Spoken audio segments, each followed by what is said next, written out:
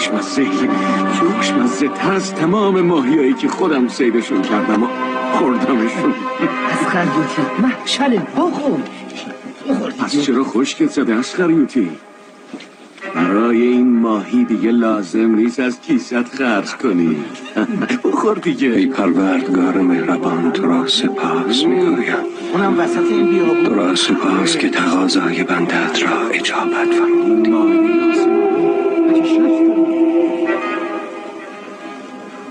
از من نخواین بتونم خودم رو گول بزنم. اینا خواب و خیال معجزه کدومه؟ نونو بخور. نه نونو قبول دارم، نه ماهی.